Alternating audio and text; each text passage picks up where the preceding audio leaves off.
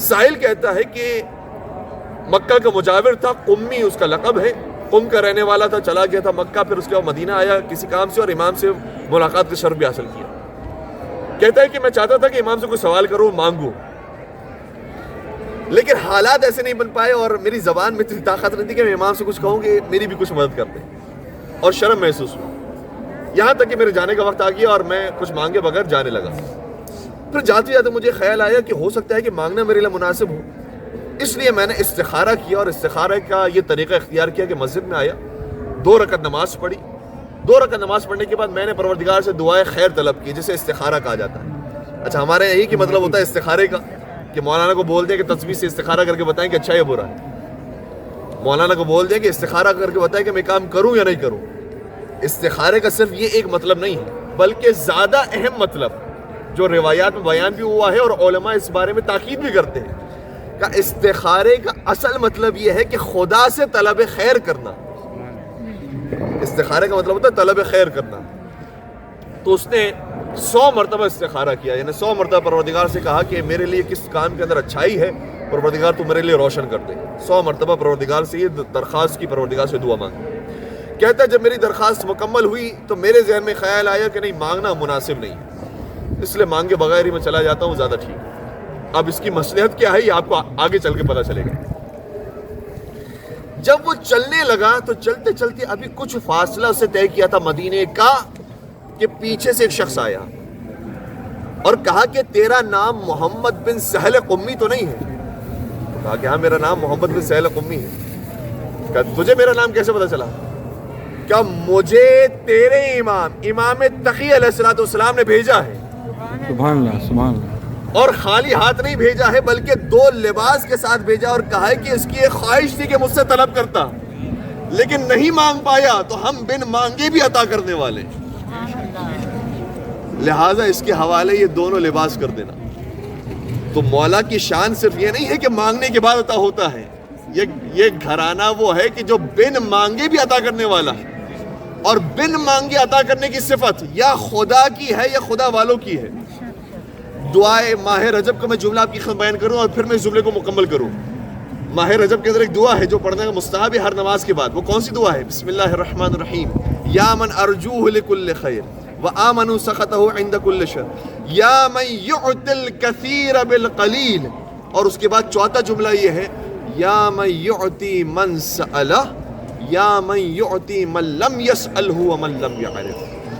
اے وہ ذات، پروردگار کو مخاطب ہو کر ہم یہ کہتے ہیں دعا کے اندر، اے وہ ذات جو اس کو عطا کرتی ہے جو اس سے مانگتا ہے، اور اے وہ ذات جو اس کو بھی عطا کرتی ہے جو اس سے نہیں مانگتا، یہاں تک کہ اس کو نہیں پہچانتا اس کو بھی دینے والی ذات ہے۔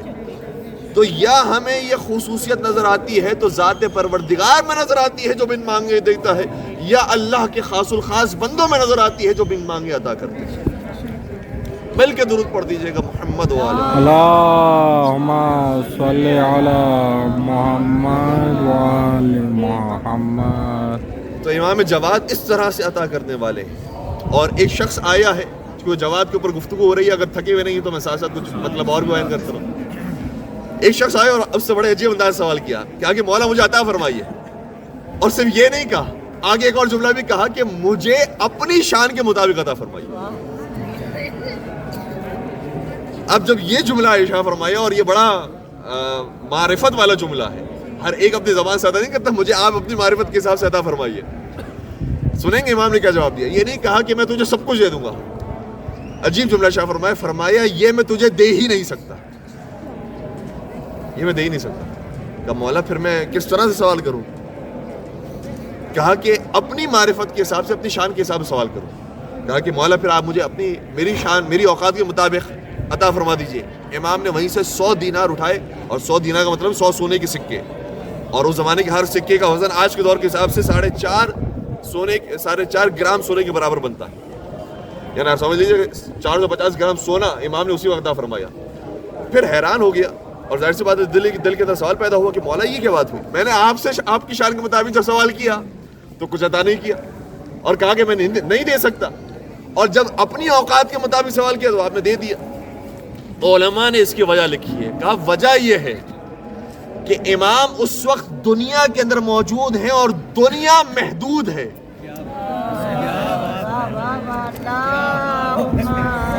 صلی علی محمد وعلی.